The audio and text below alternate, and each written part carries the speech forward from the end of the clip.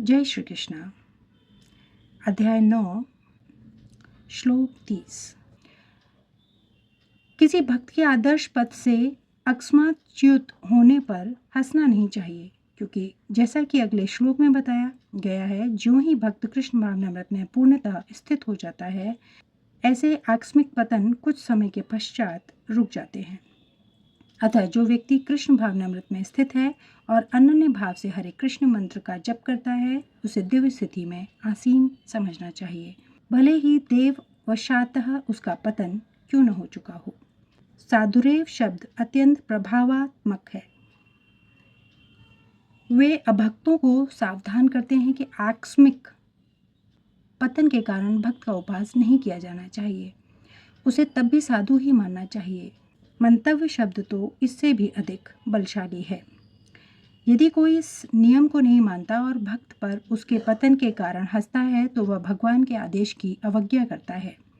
भक्त की एकमात्र योग्यता यह है कि वे अविचल तथा अनन्य भाव से भक्ति में तत्पर रहे।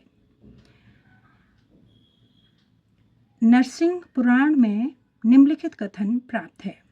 कहने का अर्थ यह है कि यदि भगवत भक्ति में तत्पर व्यक्ति कभी घृणित कार्य करता पाया जाए, तो इन कार्यों को उन धब्बों की तरह मान लेना चाहिए जिस प्रकार चांद में खरगोश के धब्बे हैं। धब्बों से चांदनी के विस्तार में बाधा नहीं आती। इसी प्रकार साधु पद से भक्त का आकस्मिक पतन उसे निंदनीय नहीं बनाता। किंतु इसी के साथ यह समझने की भूल नहीं करनी चाहिए कि दिव्य भक्ति करने वाला भक्त सभी प्रकार के निंदनीय कर्म कर सकता है। इस श्लोक में केवल इसका उल्लेख है कि भौतिक संबंधों की प्रबलता के कारण कभी कोई दुर्घटना हो सकती है। भक्ति तो एक प्रकार से माया के विरुद्ध युद्ध की घोषणा है।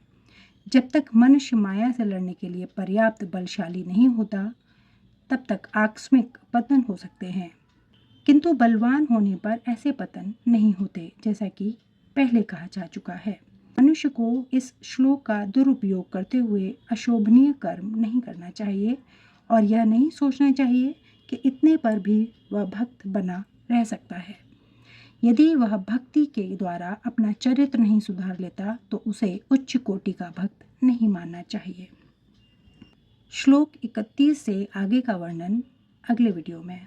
धन्यवाद। जय श्री कृष्ण।